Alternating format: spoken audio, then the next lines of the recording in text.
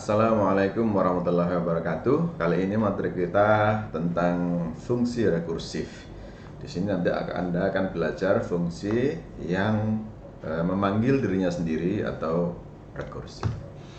Fungsi rekursif adalah sebuah fungsi yang di dalamnya terdapat perintah-perintah untuk memanggil dirinya sendiri atau sebuah fungsi yang memanggil fungsi yang lain dan fungsi lain tersebut dapat merintah yang memanggil fungsi dirinya sendiri. Ini yang kita tidak contohkan, tidak kita bahas di pertemuan ini ya, yang poin nomor 2 ini, tetapi yang poin yang pertama ini yang kita contohkan, kita bahas.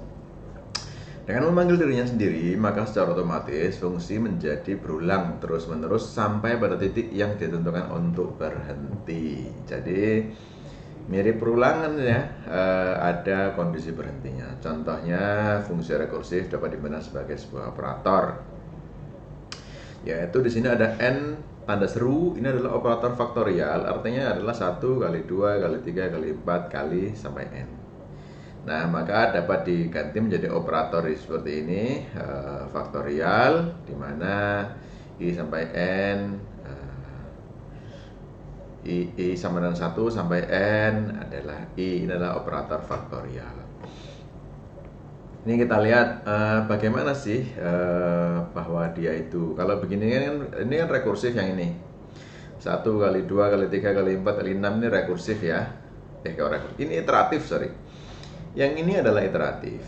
Nah, kalau yang ini rekursif itu seperti ini. N faktorial sama dengan n kali n-1 faktorial. Jadi di sebelah kiri sama dengan ada faktorial, di sebelah kanan ada faktorial. Ini yang disebut rekursif. Dia memanggil faktorial lagi. Jadi definisi rekursifnya ini memanggil faktorialnya lagi. Dan n-1 faktorial sama dengan n-1 kali n-2 faktorial. Kalau n-2 faktorial sama dengan n-3, n-2 kali n-3 faktorial. Nah, berapakah n-3 faktorial? Ya, Anda sudah mencoba ya. Yaitu n-3 faktorial sama dengan n-3 kali n-4 faktorial. Nah, n-nya itu kalau nilainya 4, maka 4 dikurangi 3 berapa? 1. Ternyata kalau dia 1 faktorial, ini sudah pada kasus khusus atau biasa disebut dengan kasus basis. 1 faktorial itu sama dengan 1, maka di sini 1. Nah, kenapa ada 0 di sini? Padahal sudah berhenti di sini kan, nggak pernah terpakai seolah-olah ya. Tidak, untuk kasus 1, kalau ini dimasukkan 1 faktorial berapa? Dimasukkan begini, maka masuknya adalah n kali 1 kali n-1 faktorial. Sorry, 0 ya, 0 faktorial, maka langsung dia masuk kasus basis. Ya, kasus basisnya di sini, 0 faktorial adalah 1. Karena kalau 1 faktorial nggak pernah ketemu sama 0 ya. Oke. Jadi kalau ada 0 faktorial, maka dia langsung masuk ke sini tanpa melalui kasus yang rekursif. Maka diperoleh n faktorial adalah n kali n-1 kali n-2 sampai 1. Sehingga secara ringkas dapat disebut sebagai, ingat, faktorial itu ada 2 macam kasus. Kasus pertama adalah kasus basis, kasus sederhana. Kasus kedua adalah kasus rekursifnya. Jadi setiap kita memanggil itu selalu dicek ini kasus basis atau bukan. Kalau kasus basis, keluarkan nilainya bukan faktorial, bukan rekursif lagi, selesai dia. Kalau bukan kasus basis, maka dia faktorial dengan rumusnya ini. Oke, itu intinya. Ada 2 macam kasus. Yaitu apa? Kasus sederhana dari permasalahan memiliki jawaban langsung yang disebut dengan base case. Pada contoh kasus faktorial, base case atau kasus basis dari faktorial tersebut adalah 0 faktorial atau 1 faktorial. Yang kedua adalah kasus yang lebih kompleks.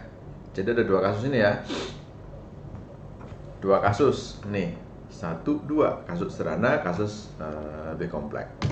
Kasus yang kompleks, yaitu kasus rekursifnya, dapat didefinisikan secara sama tetapi dalam ukuran yang lebih kecil, yang disebut dengan rekursif case. Ukuran lebih kecil itu artinya dia menuju kasus basis.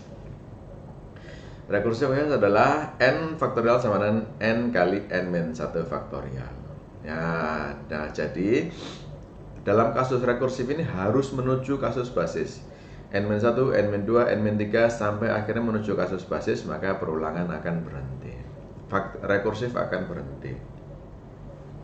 Base case merupakan stopping point, yang artinya sebagai titik berhentinya perulangan dalam memanggil dirinya sendiri. Pada contoh kasus faktorial, pemanggilan kembali dirinya sendiri akan berhenti jika sudah sampai pada faktorial 0.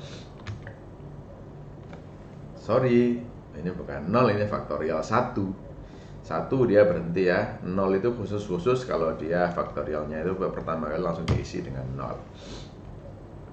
Bentuknya bagaimana? If kasus sederhana, selesaikan jawaban langsung, else selesaikan dengan menggunakan rekursif. Jadi ada dua kasus itu, kasus sederhana atau bukan, maka harus dicek dulu. Ini contohnya adalah menghitung faktorial dengan iteratif, faktorial n min. In n sama dengan 6, C1 nilai faktorial sama adalah faktorial n. Nah, ini memanggil ini n ini nilainya dikirimkan ke n yang di sini, kebetulan namanya sama. Ya, kebetulan namanya sama. Boleh beda ini ya. Jadi n yang di sini beda sama n yang di sini. Oke. Kebetulan namanya sama tapi barangnya berbeda. Kok nilainya dikopikan atau ini passing by value. Kemudian in kali sama dengan 1.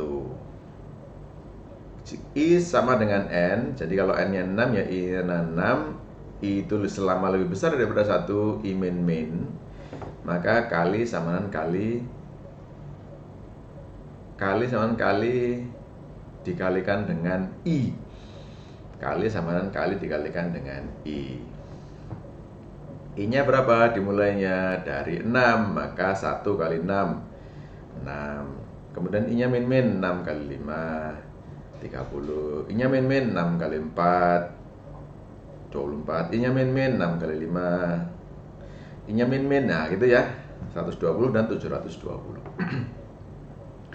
Return kali, di akhirnya di return kali. Itu adalah fungsi iteratif. Kemudian fungsi rekursifnya adalah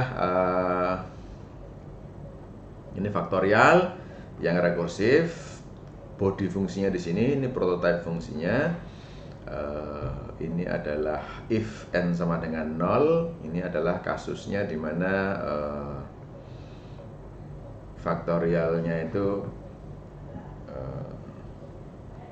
kasus basisnya n sama dengan 0 ya. Kalau 1 dia dianggap kasus basis. Ya nggak apa-apa karena 1 kali 1 adalah 1. Beda sama teorinya ini contohnya.